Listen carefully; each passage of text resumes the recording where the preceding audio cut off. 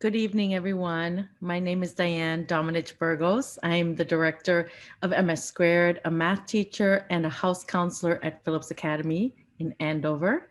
I was born and raised in Lawrence, and I am a proud ABC board member and a member of the development committee. I am thrilled to welcome you all this evening.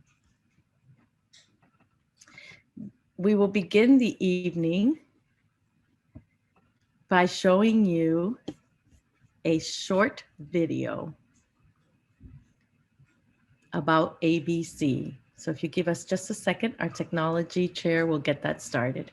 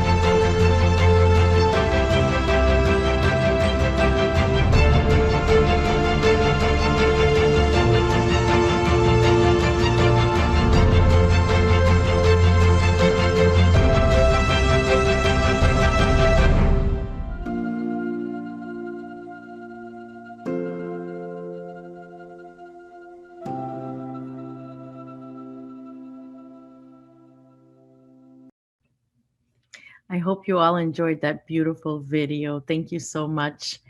ABC of Andover has been a pillar of this community, empowering BIPOC leaders through a robust residential program with education at Andover High School for more than 50 years. This year has really been a remarkable year, quite a roller coaster. COVID, George Floyd's death, opening the eyes of so many to the systemic racism that permeates our society. The election of Joe Biden and the end of the Trump presidency, the trial and conviction of George Floyd's murderer, and the development of vaccines. Our girls have really shown their resilience this year as they have grappled with all of this and have not quit in the face of adversity. Though the country continues to struggle and fight for equality and justice for all, we do see hope in the area of COVID as the vaccine becomes more widely available and we continue to see a loosening of pandemic restrictions. Here at ABC Andover, we look forward to welcoming more students back this fall. We will have a full house with 9 girls from Atlanta, Chicago, DC, Texas, Delaware, and New York City. While we remain dedicated to risk mitigation protocols, we anticipate a fall semester defined by the experiences that make ABC great. A lovely, lively house with friends and community members engaging with our scholars and cheering them on at their performances and sporting events.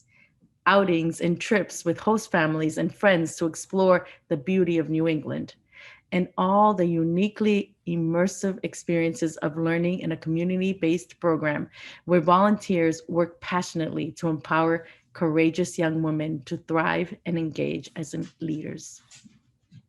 Your continued generosity provides stability and opportunity for our students in the program. We can't do this without all of you and so many others in the Andover community. Again, thank you for joining us tonight. It was a wonderful event, and thank you for your contributions. I want to give a special thanks tonight to David Lewis, Sheila Graham, Oli and Lou, Susan and Bonnie, who were all part of the planning committee and made this evening possible. Also, a special thanks to Lou's Bakery for the delicious baked goods that you found in your bags, and to Jim Cass and Justin Eisenberg at Oak and Iron for the continued support of ABC. Without them, this event would not have been possible.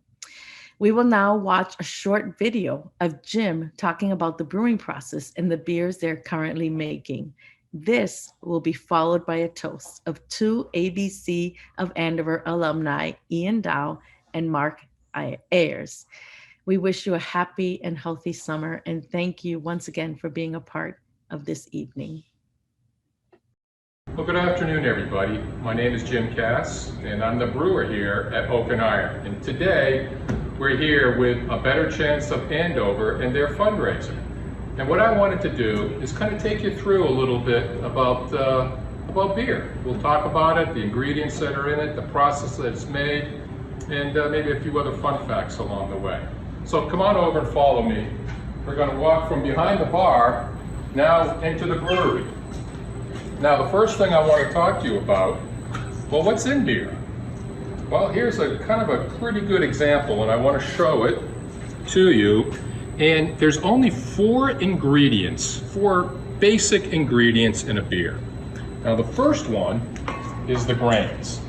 Now, you might want to think of this a little bit like a coffee. So there's different kinds of grains. This is a barley grain called the two-row barley grain. Well, this is also a barley grain, but you can see it's much darker. So this was roasted. So think of it like coffee, light roast, dark roast. We also put oats in many of the different beers that we make here. So grains and oats, that's the basic foundation of a beer. Well, what else do we put in there? How about water? Beer is roughly 95% water. And in Andover here, we get most of our water from Haggett's Pond, and we put it through charcoal filtering. So I like to think this is the most delicious water, here in Andover. Well, what else goes into beer? Well, how about hops? All right, hops are kind of the magic sauce to IPAs, and we put hops into every single beer that we make at different levels. And this is a Fuggle, and it is just an absolutely delicious smelling hop. And so this goes into every beer. And last but not least, I guess maybe the magic of everything is the yeast. So this right here is SAF-05 yeast. This is an American ale yeast, and smells absolutely delicious, but it's really does the magic here. We're going to get into that a little bit more in a moment. Okay, so come on over here with me. I'm going to take you through the process here a little bit, and based on the ingredients that I just talked to you about, you'll understand kind of what's going on. So this is called the mash lauter tun.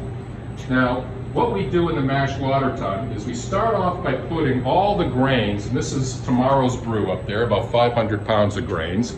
We're going to put all those into the mash lauter tun, and we then put in about maybe 200 gallons of 180 to 150 degree water, and that's called mashing. And we mash the beer in there, and what's happening is the enzymes that are in the grains become activated with the warm water, and they convert the carbohydrates into simple sugars. And I just want to go back here for a minute, and maybe you can see when I pour these in my hands, those little white specks, those are the carbohydrates. So the enzymes are going to go in there and convert those carbohydrates into simple sugars. This whole process takes about an hour. And when that is done, it starts to lauter, and we put a hot 180 degree shower on those grains, and it slowly but surely seeps down through the bottom, and we slowly pump it over here into the kettle. Now, the mash lauter tun is really the most important thing that a brewer does, because this is the one area that we completely control what the outcome of the beer is going to be like. Now, when it's in the kettle, we boil it like any kettle, and we boil it at 212 degrees. And the reason we boil it is we want to have a completely and totally sterile product. Now, there's some other things that are happening in the kettle too. We start to introduce hops, because we want to start bittering this beer. Because if you remember what I said earlier, the whole process of mashing is converting starches into sugars. So what we're actually pumping into the kettle is very sweet liquid. Think of it almost like a Coca-Cola. It would taste kind of like that if I were to take it out. But we need to bitter it because nobody wants to drink a beer that tastes that sweet. So we start to bitter it, we've sterilized it, and then it's ready for the next step. And that takes about an hour. And then we slowly pump it through this piece of equipment here, which is called a heat exchanger, because we need to get that 212 degree wort, and it's not called beer yet, this is wort. We need to get it from the kettle over to our fermenter from 212 degrees to 65 degrees almost instantaneously. So this is what the heat exchanger is doing. It's pulling out the heat and allowing us to get it over here at a more acceptable temperature. Then we fill up the fermenter. And like I said, this is really where the work happens, right? Because at this point, once it's filled, we add oxygen to the wort, and then we introduce the yeast to the beer or to the wort. Now, what does the yeast do? The yeast loves sugar. So when we pour the yeast in there, it immediately goes after the sugar that's in the wort. It consumes it, and its byproduct of that sugar consumption is alcohol, carbon dioxide, and like different flavorings. And when I say different flavorings, sometimes people kind of scratch their head. Easy way for me to explain it is, if you've ever had a Belgian beer and you know that kind of funky flavor and smell of a Belgian, well, that's all from the yeast. The yeast provide that flavoring, if you will, that makes that beer so unique. So anyway, we pour yeast in the top. They go in there at about 65 degrees. They consume the sugar. What they leave behind is alcohol, flavorings. So that takes probably about a week, what we call primary fermentation. And then after that, we kind of do a secondary fermentation where all the yeast starts to fall to the bottom of the fermenter. We start dropping the temperature. We start pulling out any old hops that may be in the bottom, any dead yeast that's in the bottom.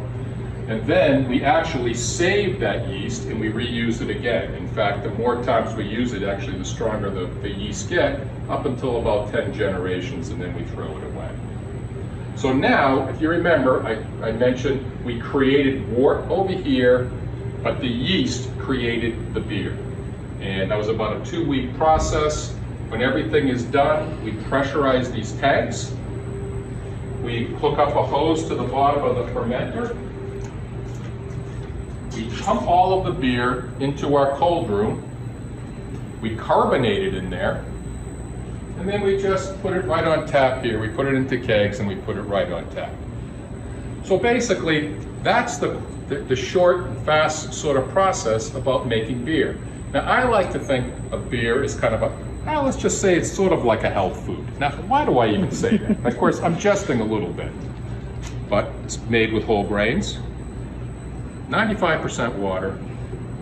Of course, we have our vegetables in the hops, and the yeast we all know is good for us. So, yes, it's one of God's greatest gifts to mankind here, and that's the sort of long and short of making beer. And thank you for coming along with me today. I appreciate it. And all the best to A Better Chance of Andover. These are wonderful people doing a great mission, and all the best to them. Hello there. Mark, can you hear me okay? Yes. How about me? Can you hear me? Absolutely. So if we can hear each other, I guess they could hear us all, both of us. So please, sir, would you I'll let you lead first, if that's okay? Sure.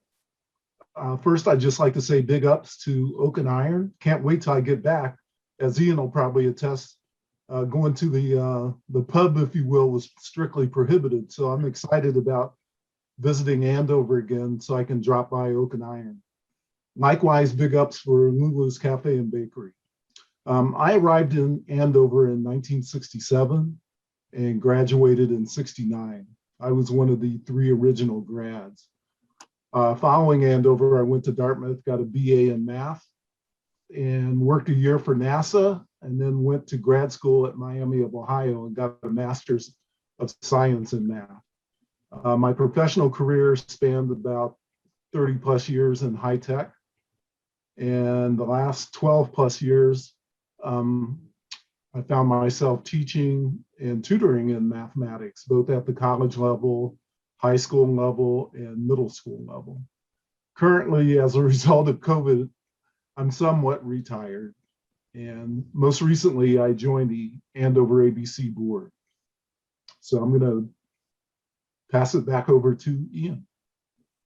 Hey, so as we celebrate this or have this event, what's one of the cool things is that, the other day I was on a call with Mark, and he commented that his background image, Mark, and correct me if I'm incorrect, was that these were the folks that, he graduated with the Andover ABC program. And it was actually, it didn't dawn on me until I started to look at the picture and just think about, roughly around the late 60s in terms of probably when that was taken.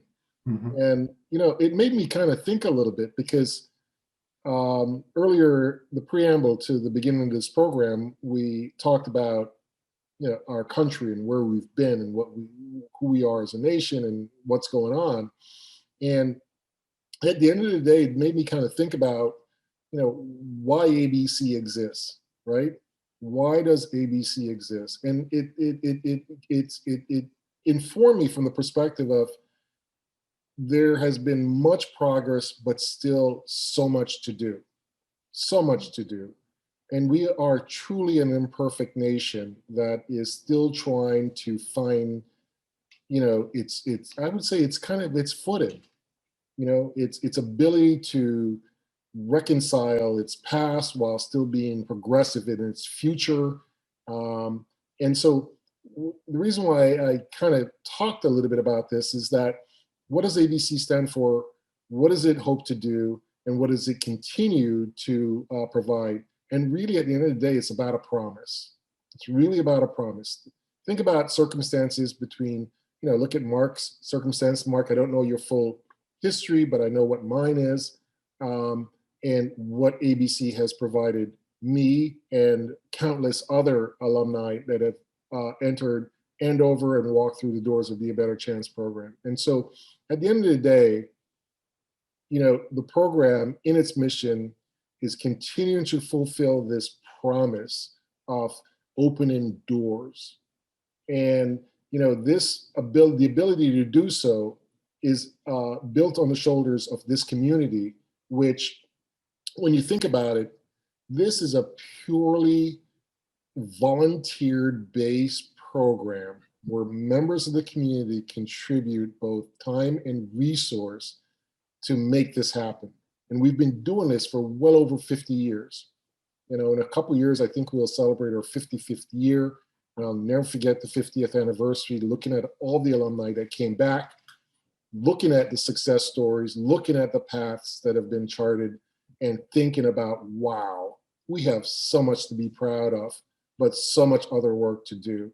And so what I wanted to do was to basically extend a sincere gratitude to Oak and Iron, the members of the ABC board, all the volunteers that participate in the program, and also the students, the resident directors, the resident assistants, in terms of making this truly a program about promise. And so anyway, I don't want to continue on the pitch. I know that people want to enjoy their beverage. I'm certainly enjoying mine. Thank you for the glass. I am definitely going to appreciate it. Mark, where's your glass? I got an ABC glass. Where's yours? In the mail. Maybe it's in the mail. And so, in addition to that, Oak and Iron, thank you. And all the members that have participated and contributed to make this one of the greatest programs in the country from a public school program perspective. And so anyway, I'll be quiet now and turn it back over to, I think, Katerina. Hi, yeah. Thank you so much. Oh, sorry, I'm getting a little reverb. But thank you so much for that toast. And that is the end of our program. We're gonna just close it out with a video made by one of our scholars. Gabby Airwalk. It's just a little bit more information about ABC Andover and what the students' experience has been like this year. It's really beautiful, so enjoy. And thank you all for coming. Day in the life, a day in the life, A day in the life, a day in the life, a day in the life of an ABC scholar.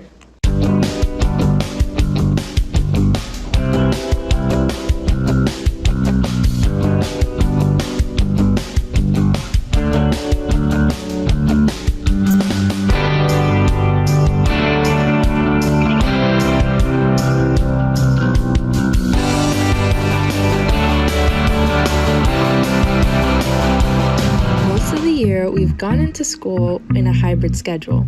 We went into the building on Mondays and Tuesdays and attended virtually the rest of the week.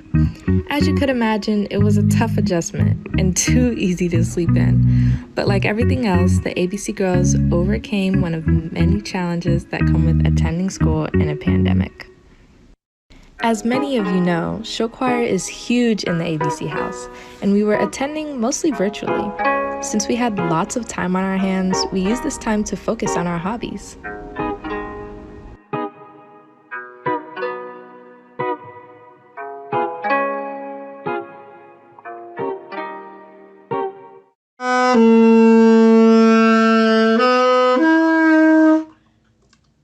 Then, some of us started participating in sports and plays. We were also finally performing our show choir sets, of course complying with the CDC guidelines.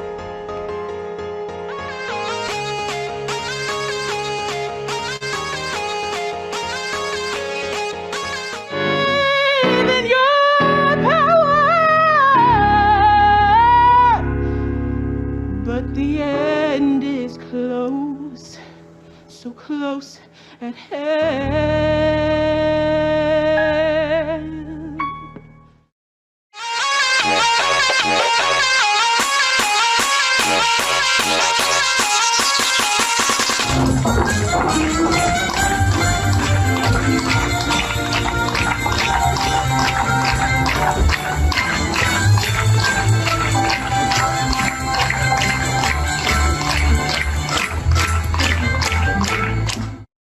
Another part of our life in Andover consists of our host families. We go every Tuesday afternoon and one weekend a month. I'm driving down an empty freeway. All of our chaotic schedules, we still found ways to have fun as a house.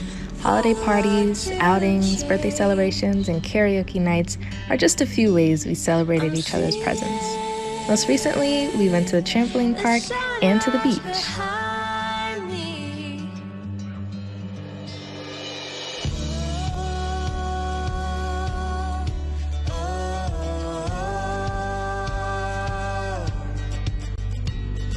Though this year has been challenging, we want to thank everyone in the ABC program for doing their best considering the world situation and truly making this year a memorable one.